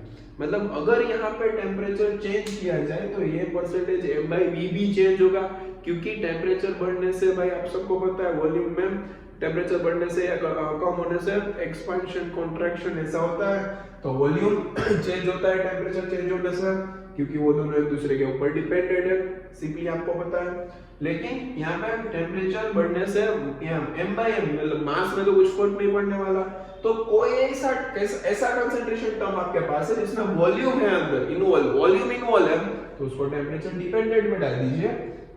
और कोई ऐसा कंसंट्रेशन टर्म है जिसमें वॉल्यूम का कुछ बात ही नहीं, कि वॉल्यूम कोई है ही नहीं, तो सिंपली उसको टेम्परेचर इंडिपेंडेंट में डाल दीजिए। तो यहाँ पे परसेंटेज v बाई वी इसमें ही आ जाएगा। तो यहाँ पे हम अब आगे से जो भी कंसंट्रेशन टर्म करेंगे उसमें बोल देंगे साथ में कि भाई टेम्परेचर डिपेंडेंट है या टेम्परेचर इंडिपेंडेंट है, वो यहाँ पे बोलते जाएंगे, क्योंकि IIT 2003 में क्वेश्चन पूछा गया है कि इसमें से कौन सा जो कंसंट्रेशन टर्म है वो टेम्परेचर इंडिपेंडेंट है। तो भाई पहले ये पूरा समझो, फिर मैंने डीपीपी में वो क्वेश्चन डाला हुआ है, मतलब आपको पता चल जाएगा क्वेश्चन देख के कौन सा जो टेम्परेचर इंडिपेंडेंट या फिर डिपेंडेंट जो भी पूछा हो, लेकिन इस कॉन्सेप्ट के ऊपर क्वेश्चन पूछ गया है।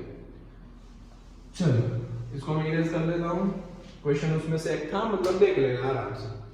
अब है मोल फ्रैक्शन। मोल फ्रैक्शन को दो सिंबल से रिप्रेजेंट करते हैं, मतलब हम दो सिंबल का नाम जान लेते हैं, क्या है सिंबल वो देख लेते हैं। एक है ऐसा x, जनरली इसको सिंपली x के फॉर्म में लिखते हैं, लेकिन एक्चुअली ऐसे होता है, मतलब इसको अच्छे से बना देता हूं भाई, कुछ ऐसा है, ऐसा कुछ x है, और एक है ऐसा। ये दोनों मोल फ्रैक्शन के सिंबलिक फॉर्म है। मोल फ्रैक्शन को दोनों सिंबल में लिखा जाता है, लेकिन मैक्सिमम बुक में इसका यूज करते हैं, आपके एनसीईआरटी में भी इसका यूज किया गया है। इसको बोलते हैं ईटा, आपने पढ़ा होगा फिजिक्स में आता है ये ईटा, और इसको बोलते हैं जेटा या फिर जीटा बोल दो। ये होता है ईटा, ये होता है जीटा, मतलब हम सिंपली x के बारे में लिखेंगे, x के ऊपर ही जाएंगे क्योंकि एनसीईआरटी में उसका यूज हुआ, लेकिन ये सिंबल भी मोल फ्रैक्शन का ही है। देखो ये नंबर ऑफ मोल्स का है और ये मोल फ्रैक्शन का है, इसमें कंफ्यूज मत होना दोनों में, क्लियर। चलो अब आगे बात करें मोल फ्रैक्शन के बारे में। मोल फ्रैक्शन क्या होता है, तो मैंने एक सॉल्यूशन बनाया, चलो मैंने एक सॉल्यूशन बना लिया, एक कंटेनर है हमारे पास कुछ ऐसा, जिसके अंदर मैंने अलग अलग सॉल्यूट डाल के रखे, सॉल्वेंट डाल के रखे, ऐसा कुछ मेरे पास कंटेनर है। इसके अंदर एक A नाम का सॉल्यूट है, एक B मतलब कुछ A नाम का कंपोनेंट है, एक B नाम का कंपोनेंट है, एक C नाम का कंपोनेंट और एक D नाम का कंपोनेंट है। आपको क्वेश्चन में ऐसा पूछा जाएगा कि इस सॉल्यूशन में A का मोल फ्रैक्शन कितना है। सिंपल बात, मतलब आपको अलग अलग मोल, मतलब AB का पूछेंगे या फिर C का पूछेंगे या फिर D का पूछेंगे, तो मोल फ्रैक्शन फाइंड करने का फॉर्मूला क्या है। तो भाई मोल फ्रैक्शन अगर आपको A के फाइंड करने हैं, मोल फ्रैक्शन ऑफ A आपको निकालना है, तो भाई सिंपल छोटे बच्चों वाली चीज है, फ्रैक्शन फाइंड आउट करना है। तो क्या करेंगे हमें, moles of A upon moles of A plus moles of B plus moles of C plus moles of D। सही है, आपने इतना सारा क्या लिख दिया, तो सिंपली ऐसा लिखो moles of A upon total moles, मतलब सिंपली फ्रैक्शन निकाला है मैंने। तो सपोज इसमें ऐसा बोला गया है कि इस सॉल्यूशन में A के 2 मोल है, B के 3 मोल है इसके 4 मोल है और इसका 1 मोल है टोटल, आपको ऐसा बोला गया है। या फिर इंडिविजुअल एक कंपाउंड दिया, उसका मास दिया है, गिवन मास है, मोलर मास है, मोल फाइंड कर सकते हो। वैसा भी हम क्वेश्चन देखने वाला है। सिंपली यहाँ पे समझो, इसके 2 मोल है, इसके 3 मोल है, इसके 4 मोल है, इसका 1 मोल है। आपको कोई पूछे कि mole fraction of A find करो, तो आपको ऊपर लिखना है mole fraction of moles of A upon total moles 2 + 3 5 + 5 10। तो ये आ गया मोल फ्रैक्शन ऑफ ए। आपको कोई पूछे mole fraction of B find करो, तो ऊपर लिखना है मोल्स ऑफ बी, नीचे लिखना है टोटल मोल्स। आपको कोई पूछे mole fraction of C find करो, तो ऊपर लिखना है moles of C upon total moles. आपको कोई ऐसा पूछे कि mole fraction of D find करो, तो 1/10। सिंपल सी बात थी। एक सेंटेंस में यहाँ पे लिख रहा हूं, वो समझ लेना। Sum of mole fraction of each component in a given solution is always 1। अगर इन सब का एडिशन करो तो आंसर ऑलवेज 1 आएगा। मतलब यहाँ पे देखो 0.2 + 0.4 0.6 + 0.1 0.7 + 0.3 1 हो गया। ऑलवेज कोई भी क्वेश्चन करो, मोल फ्रैक्शन का सम ऑलवेज कितना आएगा? 1। मतलब ये आपके लिए डेटा था, कोई भी चीज बोल दे कि एक का मोल फ्रैक्शन इतना है, दूसरे का ना बोले और उसका यूज करवाया हूं।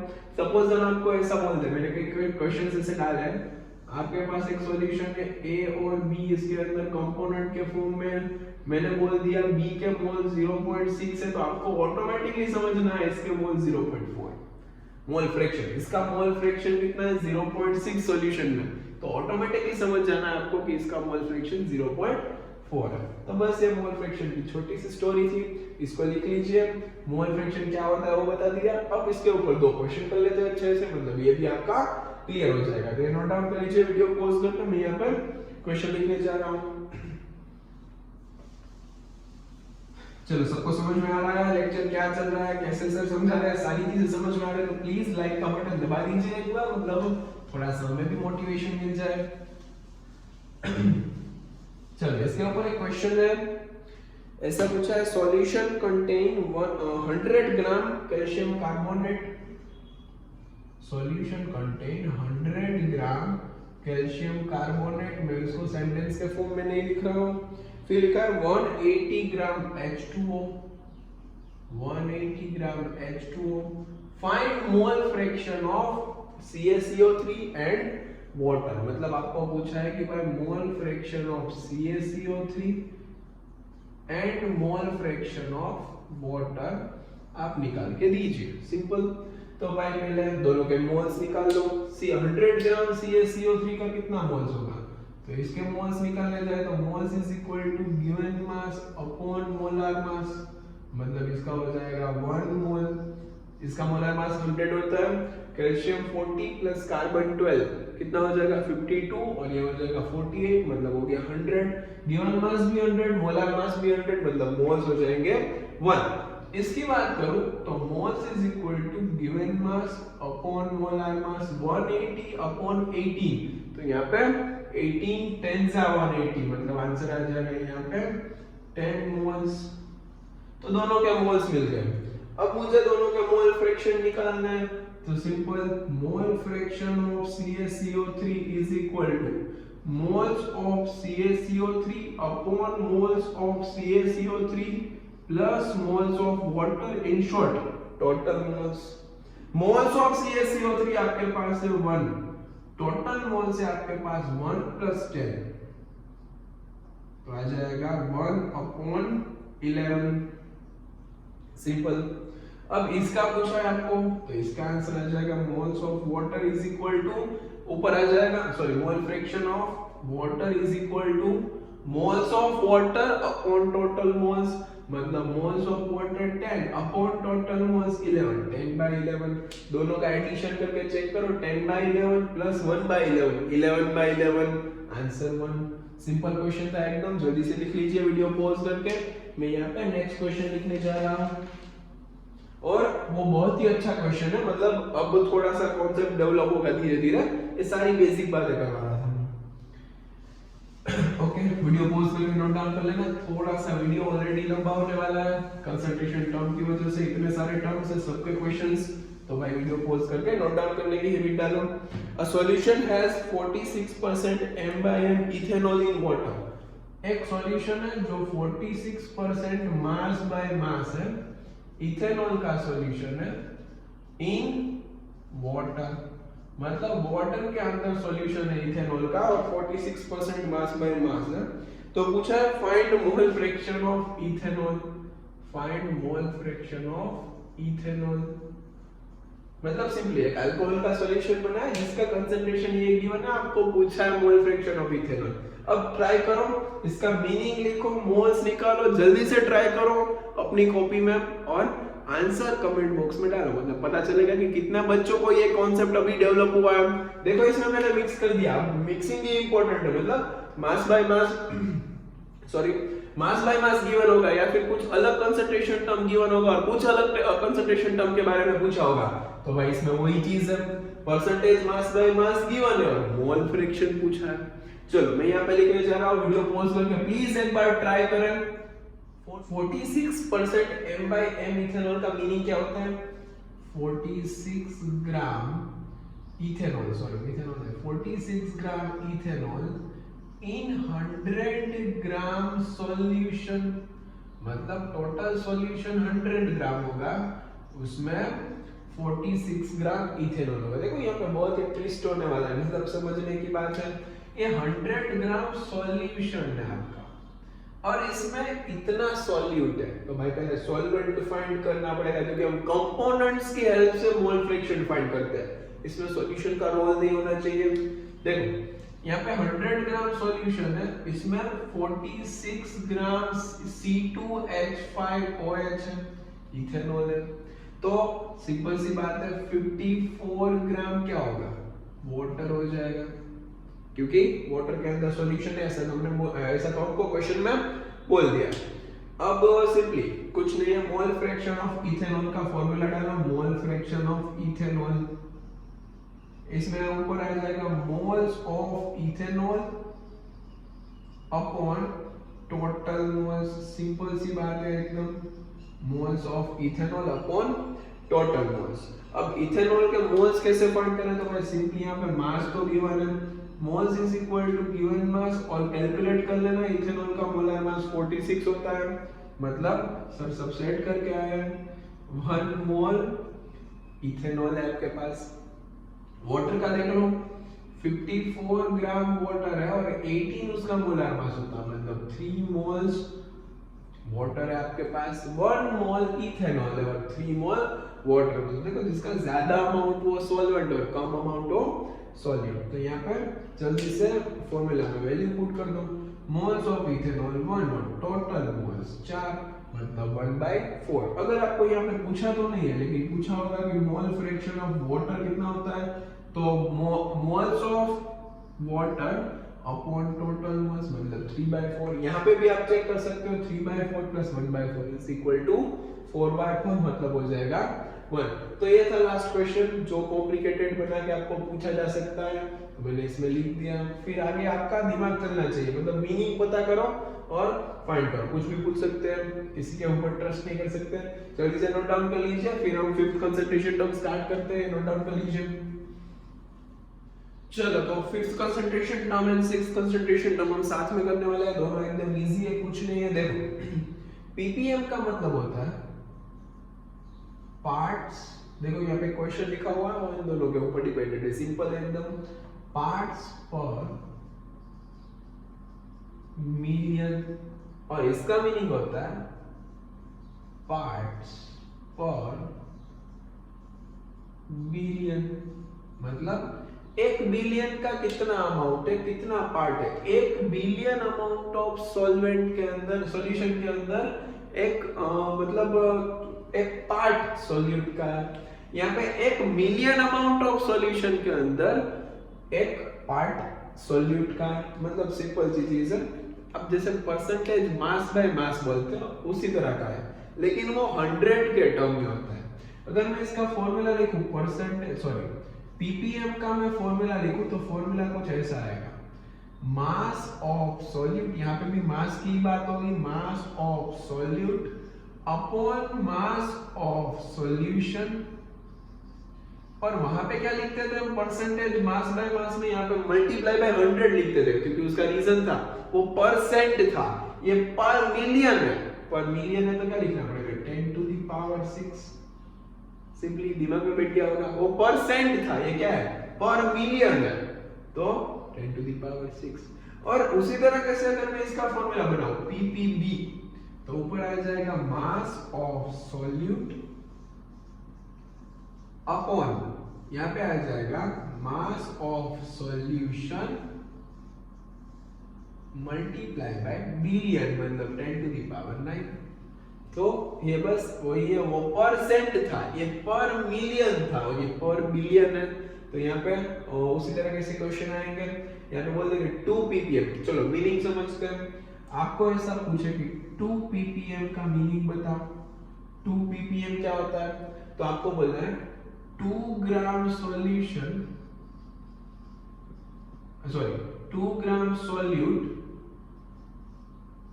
in 10 to the power 6 gram of solution. देखो यहां से आंसर निकालो, 2 upon 10 to the power 6 into 10 to the power 6 cut हो जाएगा, आंसर 2 ppm आ जाएगा। और ppb की बात करूं तो आपको बोल देंगे भाई 2 ppb का मीनिंग बताओ, तो आपको बोल देना है 2 gram solute in 10 to the power 9 gram solution. ये इतना छोटा कंसंट्रेशन टर्म है जो जनरली मेडिसिन में यूज होता है, मेडिसिन होता है उसमें लिखा होता है 2 ppm 3 ppm 5 ppm का डोज होता है, डोजेस फॉर्म होता है उसका, मतलब उसमें आपको पता चलता है कि इसके अंदर सॉल्यूट बहुत ही कम है, इतने सारे सॉल्यूशन के अंदर सॉल्यूट बहुत कम है, मतलब ये एकदम छोटे कंसंट्रेशन को डिफाइन करने के लिए। नॉर्मली हम शुगर वुगर की इसमें बात नहीं करते हैं, अगर ऐसा बोल देंगे भाई 2 ग्राम सॉल्यूट इतना बड़ा ग्राम है सॉल्यूशन का, इतना ज्यादा ग्राम है इसके अंदर बोले, तो भाई वो बोलेंगे कि ये पानी है कुछ नहीं है, लेकिन इतना छोटा कंसंट्रेशन टर्म है, स्मॉल लेवल कंसंट्रेशन को डिफाइन करने के लिए इन दोनों का यूज होता है। और यहाँ पे क्वेश्चन है, मैं आपको समझा देता हूँ, आप आराम से कर सकते हो। देखो, a sample of drinking water was found to be severely contaminated with chloroformic drinking water, जिसके अंदर थोड़ा सा क्लोरोफॉर्म आ गया है, supposed to be carcinogenic, मतलब वो क्लोरोफॉर्म है वो कार्सिनोजेनिक है, कैंसर जनरेट कर सकता है। In nature the level of contamination was 15 ppm, मतलब कंटामिनेशन का लेवल कितना है 15 ppm है, तो आपको यहाँ पे एक डेटा है। और आपको पूछा है कि express in percentage mass by मास, इसको परसेंटेज मास बाय मास में कन्वर्ट करके दिखाओ, तो ये बेस्ट क्वेश्चन है इसका, इसके आगे और कुछ नहीं पूछा जा सकता। 15 ppm और एनसीईआरटी का ही क्वेश्चन है। 15 ppm का मीनिंग, इसका मैं सॉल्यूशन ऊपर लिख रहा हूं, समझ रहा ना। 15 ppm का मतलब क्या होता है, 15 gram of solute in 100 gram of solution, sorry 10 to the power 6 gram of solution, क्योंकि वहां पे ppm दिया है। और आपको पूछा है परसेंटेज मास बाय मास, तो भाई परसेंटेज मास बाय मास का फॉर्मूला क्या होता है, मास ऑफ सॉल्यूट, ओके, कितना है 15 ग्राम, क्योंकि यहाँ पे हमें 15 ppm था तो हमने निकाल लिया 15 gram solute upon mass of solution, solution का कितना मास है, तो देखो 10 to the power 6 gram solution का मास है, तो इसको यहाँ पे लिख दो और मल्टीप्लाई बाय 100 होता है, मतलब यहाँ पे मैं 10 टू द पावर 2 भी लिख सकता हूँ, तो आंसर आ जाएगा आपका 15 into 10 to the power -4% m/m। Clear, done. चलो, तो फिफ्थ कंसंट्रेशन टर्म हो गया, सिक्स्थ हो गया, अब दो कंसंट्रेशन टर्म बाकी है, लेकिन वो बहुत ही ज्यादा इंपॉर्टेंट है, मोलारिटी एंड मोलालिटी। अब इसका हम बात कर ले तो भाई देखो, इसमें कोई वॉल्यूम की बात तो है नहीं, इसमें भी वॉल्यूम की बात तो है नहीं, तो सिंपल ये दोनों टेम्परेचर से इंडिपेंडेंट है। मोल फ्रैक्शन के बारे में बात करना भूल गए थे, तो देखो मोल फ्रैक्शन में क्या होता है, moles of solute upon moles of solution, या फिर मोल्स ऑफ कंपोनेंट जो भी गिवन कंपोनेंट है जिसका आपको फाइंड आउट करना है, अपॉन टोटल मोल्स। तो इसमें सब मोल्स की बात है, और मोल्स में किसकी बात होती है, given mass, molar mass, overall mass की बात होती है। वॉल्यूम की तो बात ये करते ही नहीं है, तो वॉल्यूम की बात नहीं कर रहे हैं, तो मोल फ्रैक्शन भी एक टेम्परेचर इंडिपेंडेंट टर्म है। ये दोनों भी टेम्परेचर इंडिपेंडेंट है। परसेंटेज मास बाय मास भी इंडिपेंडेंट था, लेकिन percentage mass by volume temperature dependent term है, और परसेंटेज वॉल्यूम बाय वॉल्यूम भी टेम्परेचर डिपेंडेंट टर्म है। तो ये सारी बातें मैंने बता दी। दो कंसंट्रेशन टर्म बाकी है, नोट डाउन कर लीजिए जल्दी से अपनी बुक में। चलो, तो यहाँ पे मैंने हेडिंग डाल दिया ऑलरेडी, मोलारिटी। मोलारिटी क्या होता है, कैपिटल एम से इसको डिनोट करते हैं। कैपिटल एम इसका सिंबॉलिक रिप्रेजेंटेशन है। अगर कहीं पे भी कैपिटल एम लिखा है तो भाई ऐसा मत समझना मोलर मास लिखा है, मोलारिटी लिखा है। क्लियर? अब देखो मोलारिटी का एक्चुअल मीनिंग क्या होता है। तो भाई डेफिनेशन लिखने जाए तो ऐसा बोल सकते हैं, number of moles of solute, number of moles of solute present in 1 liter of solution। 1 liter of solution, आपके पास सॉल्यूशन 1 लीटर है, जिसके अंदर कितने number of moles of solute कितने प्रेजेंट है, उसी को तो मोलारिटी बोलते हैं। फॉर्मूला बना लेंगे इसका, molarity is equal to number of moles of solute upon volume of solution in liter। देखो मैंने इसको 1 लीटर बना दिया, मतलब डिनोमिनेटर को 1 लीटर बना दिया, तो मैं ऐसा बोल सकता हूँ number of moles of solute जो 1 लीटर में प्रेजेंट होता है उसी को मोलारिटी बोलते हैं। तो डेफिनेशन बनाना सीखो, डिनोमिनेटर को यूनिट एज्यूम करो, उस हिसाब से डेफिनेशन बना सकते हो। फाइंड आउट कैसे करते हैं, तो भाई सिंपल, आपको जो सॉल्यूशन का जो वॉल्यूम दिया है वो लीटर में रखना है, वो कंपलसरी है। अगर सॉल्यूशन का वॉल्यूम लीटर में, उसके अंदर सॉल्यूट के कितने मोल्स प्रेजेंट है, उन दोनों का आप रेशियो ले लो तो आपको मोलारिटी मिल जाएगी। इसका यूनिट देखो, अब यहाँ पे तो नंबर ऑफ मोल्स है, इसका यूनिट क्या होता है, मोल। ओके, इसका यूनिट हो गया मोल, और नीचे क्या होता है, लीटर, मतलब मोलारिटी का यूनिट होता है मोल पर लीटर। तो यहाँ पे मैं अच्छे से यूनिट लिखूं तो मोलारिटी का यूनिट क्या हो जाएगा, यूनिट ऑफ मोलारिटी मोल पर लीटर, ऐसा बोल सकते हैं मोलारिटी। अब यहाँ पे देखो वॉल्यूम की बात हो रही है, मतलब अगेन ये टेम्परेचर डिपेंडेंट टर्म है, टेम्परेचर डिपेंडेंट टर्म है। और यहाँ पे क्लियरली देखना, मैंने सॉल्यूशन लिखा हुआ है, यहाँ पे सॉल्यूट लिखा हुआ है। अभी तक हमने जितने भी ऐसे रेशियो वाला कंसंट्रेशन टर्म लिए जिसमें ऊपर सॉल्यूट लिया है, नीचे सॉल्यूशन लिया, आगे एक आने वाला है जिसमें नीचे चेंज होगा, और ये लीटर में लेना कंपलसरी है। एक एग्जांपल से स्टार्ट करते हैं, एग्जांपल देखते हैं क्वेश्चन के फॉर्म में। सी क्वेश्चन कुछ ऐसा है आपके पास कि भाई, चलो एक क्वेश्चन ले लेते हैं, 200 ग्राम CaCO3 in 500 ml सॉल्यूशन। 200 ग्राम हमारे पास CaCO3 है, वो 500 ml ऑफ सॉल्यूशन में डिसॉल्व है, मतलब टोटल सॉल्यूशन का वॉल्यूम है 500 ml। तो इसमें जो रिजल्टेंट सॉल्यूशन है उसकी मोलारिटी आपको फाइंड करने के लिए बोला गया है। मोलारिटी कैसे फाइंड आउट करते हैं देखो, तो भाई molarity is equal to number of moles of solute. Solute कौन है, तो भाई 200 ग्राम CaCO3 को आप सॉल्यूट बोल सकते हो। 200 ग्राम है तो उसको मोलर मास से डिवाइड करो तो ये ऊपर हो गया number of moles of solute, easy, number of moles of solute upon volume of solution in litre. Compulsory आपको लीटर में लेना है, मतलब 500 अपॉन 1000, मतलब ये हो गया लीटर में कन्वर्जन। तो यहाँ पे देखो 200 अपॉन 100 मतलब 2, और ये हो जाएगा 1/2, मतलब 200 अपॉन 2 अपॉन 1/2 मतलब 4 मोलार। इसको बोलते हैं 4 मोलार सॉल्यूशन।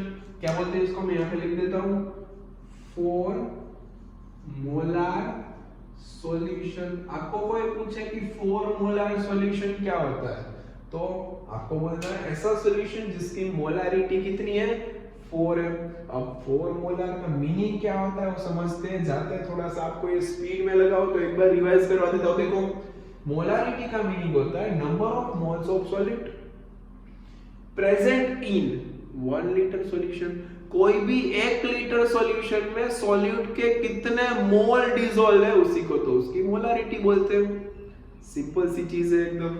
मतलब हमने फॉर्मूला बना लिया, टेम्परेचर डिपेंडेंट है वो बोल दिया बिकॉज यहाँ पे वॉल्यूम की बात हो रही है, और इसका यूनिट भी हमने निकाल दिया और एक एग्जांपल भी देख लिया। अब इसका मीनिंग समझते हैं। 4 मोलर लिखा है तो आपको उसको एक्सप्रेस कैसे करना है, तो ये नोट डाउन कर लीजिए जल्दी से।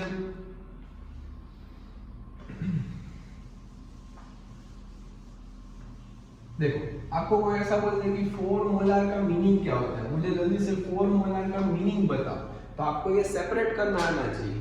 अभी तक हमने क्या क्या सीखा। आपको कोई पूछे कि 4% मास बाय मास का मीनिंग बताओ, 4% मास बाय वॉल्यूम का मीनिंग बताओ, 4% वी बाय वी का मीनिंग बताओ। किसी का मोल फ्रैक्शन 1/3 है तो उसका मीनिंग बताओ, 1/3 मोल फ्रैक्शन ऑफ एयर, इसका मीनिंग समझ लेते हैं। फिर आपको पूछे कि 4 ppm है, इसका मीनिंग बताओ। आपको कोई पूछे 4 ppb है, इसका मीनिंग बताओ। और लास्ट में 4 मोलर क्या है, इसका मीनिंग बताओ। ऐसा पूछे तो आपको यहां से स्टार्टिंग करना है। 4 ग्राम of solute in 100 gram of solution. Simple. 4 gram of solute in 100 ml of solution, 4 ml of solution in 100 ml of solution, 3 moles total है, उसमें 1 मोल सॉल्यूट है। ऐसा मीनिंग हो सकता है। 1 मोल A नाम का कंपोनेंट है, 4 ppm, तो भाई 10 to the power 6 gram solution में 4 gram solute dissolve. 10 to the power 9 gram solution में 4 ग्राम सॉल्यूट डिसॉल्व। और 4 मोलर का लास्ट मीनिंग होता है कि भाई ये हमने लिखा नहीं अभी तक, मतलब हम यहाँ पे लिख देते हैं 4 moles of solute 1 litre solution के अंदर डिसॉल्व। तो ये हो गया 4 मोल सॉल्यूट 1 लीटर में डिसॉल्व है, उसी को तो उसकी मोलारिटी बोलते हैं। तो भाई ऐसा बना के रखना, दिमाग में रखना, ये सिंपल सी चीज थी। चलो अब मैं आगे की बात करूं। भाई यहाँ पे मीनिंग मैंने बता दिया, तो एक दो और एग्जांपल लेते हैं। एक दो नहीं, बहुत सारा। मोलारिटी सबसे बड़ा कंसंट्रेशन टर्म है, इसके ऊपर बहुत ही अच्छे अच्छे क्वेश्चन आते हैं, तो मैं यहाँ पे सारा डिस्कस करने वाला हूँ। सेकेंड क्वेश्चन मैंने ऐसा लिया है, 9.8 gram sulphuric acid in 300 centimetre cube of solution. Question कुछ ऐसा है कि भाई 9.8 ग्राम H2SO4, 9.8 ग्राम H2SO4 इन पूछा है कि भाई 300 centimetre cube of solution, 300 cc solution, मतलब सेंटीमीटर क्यूब सॉल्यूशन। तो भाई cc को आप ml पे कन्वर्ट कर सकते हो, 1 cc is equal to 1 ml होता है, मतलब इन शॉर्ट ये 300 ml की बात है, मतलब इसको सिंपली लीटर में कन्वर्ट करना है। इसकी आपको मोलारिटी पूछी है, molarity is equal to, again आप इजीली फाइंड आउट कर सकते हो। मुझे इसका आंसर चाहिए, प्लीज ये क्या आंसर है कमेंट बॉक्स में डालो। इसका आंसर क्या होना चाहिए, तो ये सॉल्यूट है, ये सॉल्यूशन है, तो number of moles of solute upon volume of solution in litre, हो गया आंसर। सिंपल।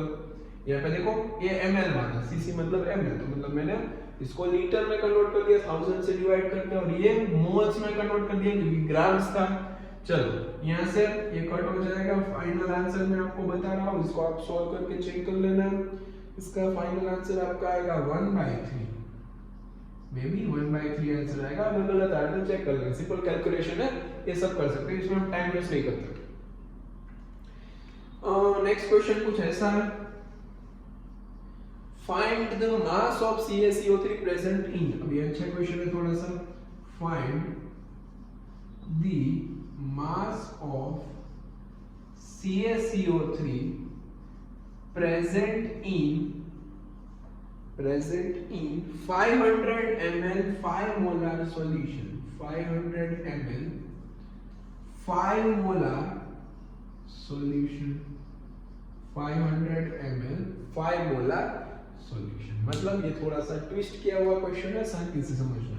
चलो ये ऊपर वाला क्वेश्चन आपने कर लिया होगा, मैं इसको इरेज कर रहा हूं। इसमें सिंपली क्वेश्चन के ऊपर सारी चीजें डिपेंडेंट है, कॉन्सेप्ट तो हर कोई सिखा देता है। भाई क्वेश्चन अच्छे से कराओ तो आपको पता चलेगा कि क्वेश्चन किस टाइप के आते हैं, कैसे क्वेश्चन होते हैं। बेसिक क्वेश्चन ही है। अभी डीपीपी में मैंने बहुत अच्छे क्वेश्चन दिए, डीपीपी जो बनाई है एकदम परफेक्ट बनाई है, उसमें बहुत अच्छे क्वेश्चन है। ये सारे बेसिक क्वेश्चन है। Find the mass of CaCO3 present in 500 ml 5 molar solution. किसी ने मुझे बोल दिया होगा कि सर आप तो डीपीपी में तो ऐसे क्वेश्चन दे देते हो, पढ़ाते कुछ अलग हो, पढ़ाते इतना हो, पूछते इतना हो। सिंपली भाई यही तो करना है आपको। जेडब्ल्यू यही तो चाहती है कि भाई आप अपना मतलब खुद से दिमाग डेवलप करो।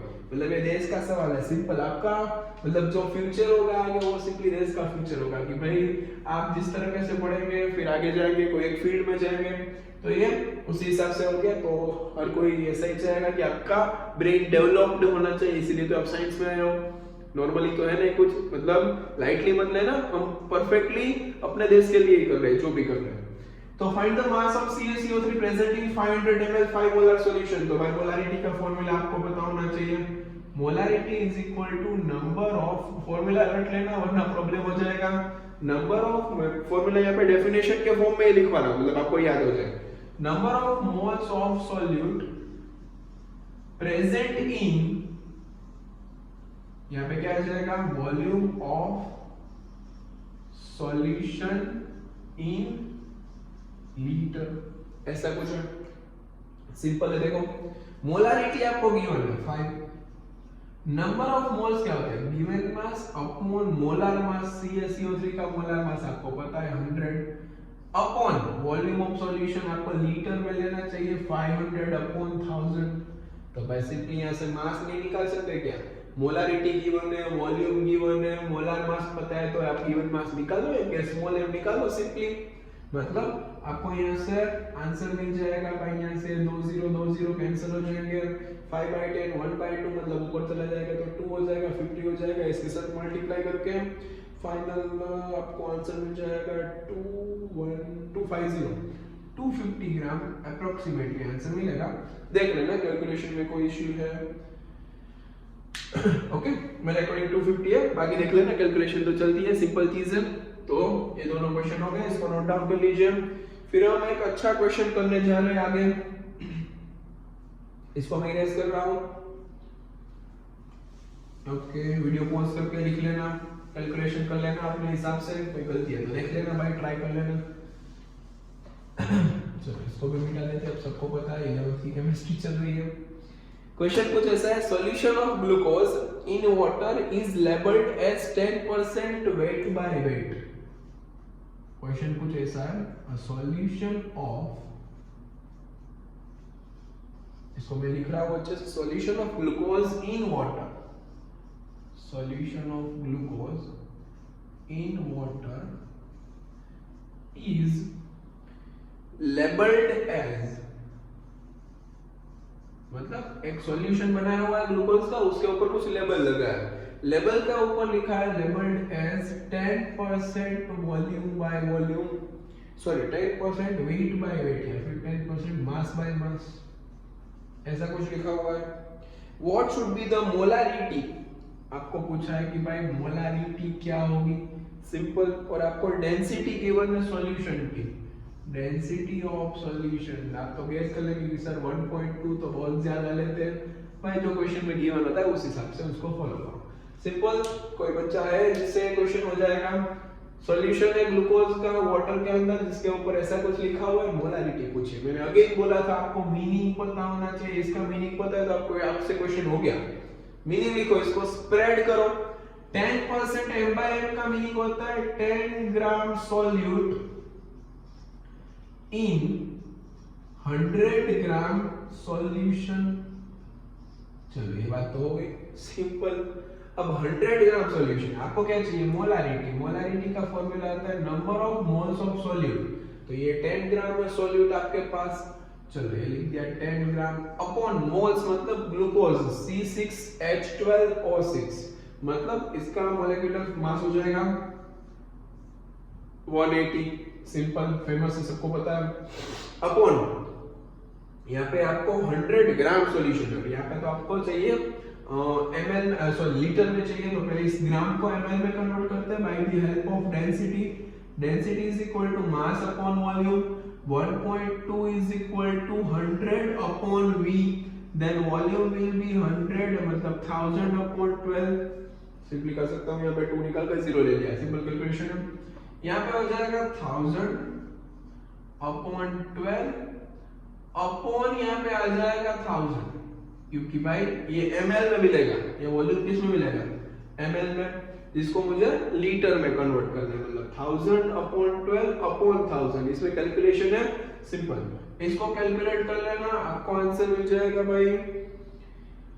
चलो इसको कैलकुलेट करने पे अप्रोक्सीमेटली आंसर मिलता है 0.0006 0.0006 मोलार 30.6। इसको कैलकुलेट कर लेना, यहाँ से 0 कट कर देते हैं, इसको ये डिवाइड में ऊपर करके यहाँ पे पहले थोड़ा सा सॉल्यूशन करके फिर उसको ऊपर ले जाना, आंसर 99% तो ये आएगा। फिर भी कुछ चेंज आ रहा है तो भाई यहाँ तक सारी चीजें बराबर है।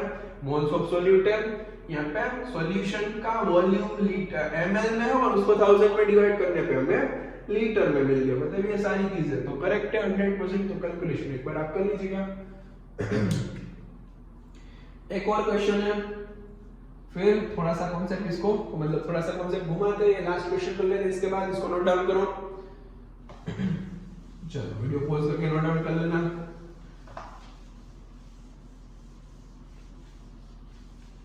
क्वेश्चन में कुछ ऐसा पूछ रहा है कि find out the molarity of, question में कुछ ऐसा है कि find out the molarity of 1 litre of,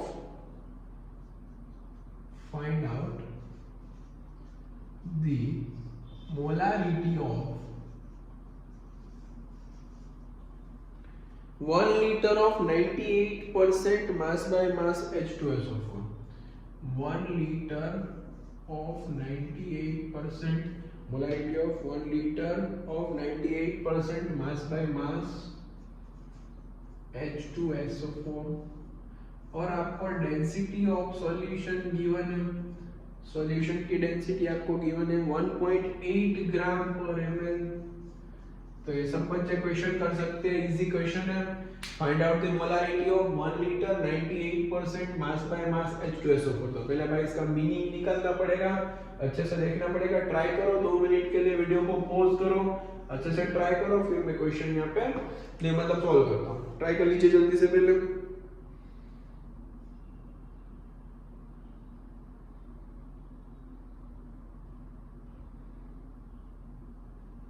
चलो सबने ट्राई कर लिया होगा। आपको पूछा है कि मोलारिटी फाइंड आउट करो, आपके पास एक सॉल्यूशन है जो 98% मास बाय मास है। तो पहले भाई 98% मास बाय मास का मीनिंग क्या होता है, 98 ग्राम सॉल्यूट इन 100 ग्राम सॉल्यूशन, ऐसा है आपके पास। ओके चलो इसको मैं पहले मोलारिटी फाइंड आउट क्या करना है, फाइंड आउट द मोलारिटी, मतलब मोलारिटी का फॉर्मूला क्या होता है, number of moles of solute upon volume of solution in litre, ऐसा मीनिंग होता है। चलो यहाँ पे कर देते हैं find out the molarity of, simply ये थोड़ा सा कॉम्प्लिकेटेड हो जाएगा अभी के लिए।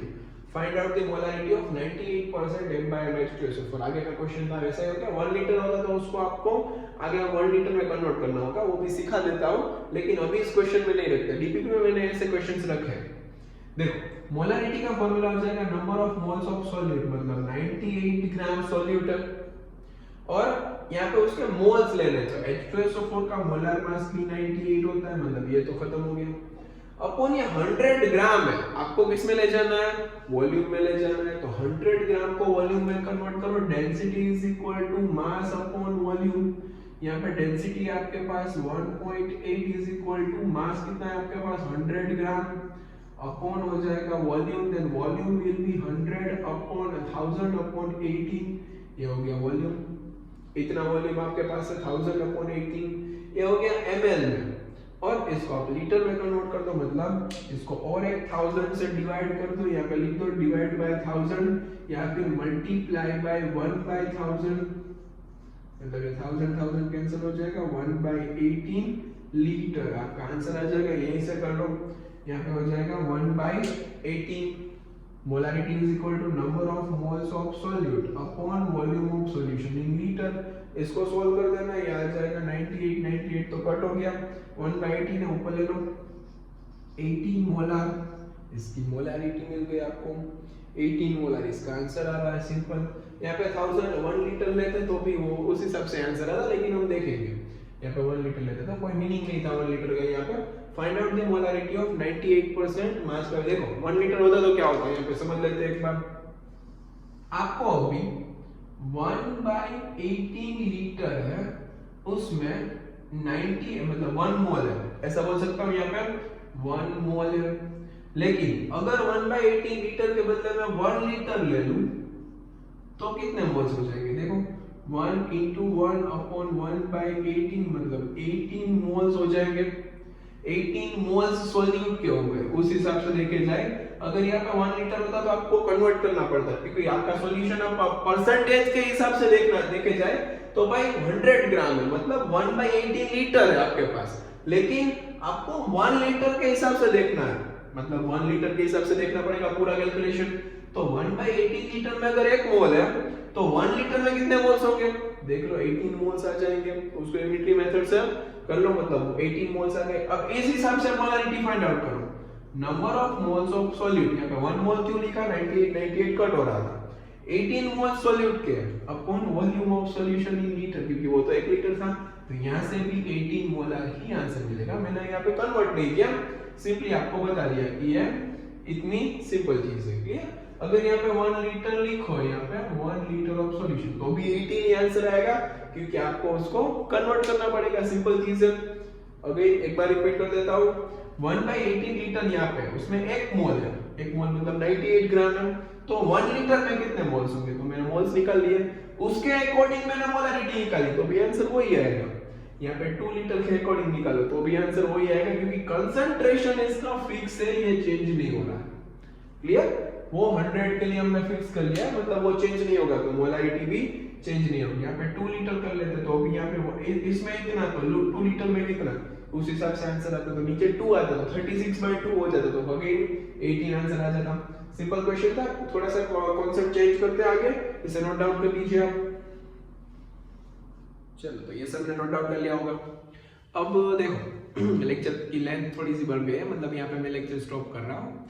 नेक्स्ट टाइम हम मोलारिटी से कंटिन्यू करेंगे। मोलारिटी को मैं एक बार और पढ़ाऊंगा, मोलारिटी के बारे में हम अच्छे अच्छे क्वेश्चंस देखेंगे, फिर हम डाइल्यूशन देखेंगे कि इतने मोलर सॉल्यूशन है, इसमें मैंने कुछ ऐड किया सॉल्यूट, या फिर सॉल्यूट ऐड किया तो कंसंट्रेशन बढ़ा तो मोलारिटी चेंज हुई, या फिर वाटर डाला तो कंसंट्रेशन कम हो गया तो मोलारिटी चेंज होगी।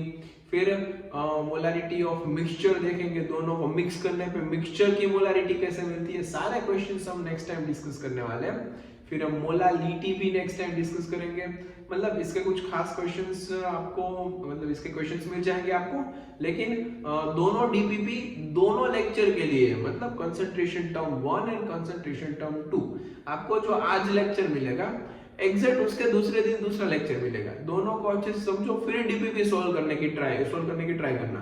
क्लियर? ये लेक्चर के बेसिस पे आप डीपीपी सोल्व करेंगे तो सारे क्वेश्चंस नहीं होंगे, हो जाएंगे 20-25 क्वेश्चंस आराम से हो जाएंगे, लेकिन सारे क्वेश्चंस नहीं हो पाएंगे। क्लियर? इतना समझ रहे हो आप सब लोग? चलो बाय बाय, नेक्स्ट टाइम मिलते हैं, तब तक अच्छे से पढ़ते रहना, सारे लेक्चर्स को रिवाइज करना। जल्दी से हम मिलेंगे नेक्स्ट, मतलब आज जो लेक्चर अपलोड हुआ है, मतलब कल दूसरा लेक्चर अपलोड होगा, मतलब रेगुलरली अपलोड होने वाले लेक्चर्स, उसमें कंसंट्रेशन टर्म 2 पार्ट दूंगा, क्योंकि इसमें ऑलरेडी 70 मिनट्स अप्रोक्सीमेटली हो चुकी है अभी तक मेरे हिसाब से, और ज्यादा लेंथ करने से आप भी बोर हो जाएंगे, इसलिए मैं थोड़ा सा उसको कम करके नेक्स्ट टाइम के लिए बाकी रख रहा हूँ। इसको अच्छे से समझो। क्लियर? और वीडियो को लाइक कर दो, अपने फ्रेंड्स को शेयर कर दो, अच्छे अच्छे जो भी आपके दोस्त हैं जो पढ़ते हैं अच्छे से उसको शेयर कर दो, मतलब उसका भी कुछ डेवलपमेंट हो जाएगा, मेरा भी कुछ डेवलपमेंट हो जाएगा। क्लियर? चलो, अभी तक चैनल सब्सक्राइब नहीं किया तो चैनल सब्सक्राइब कर लेना। Bye bye.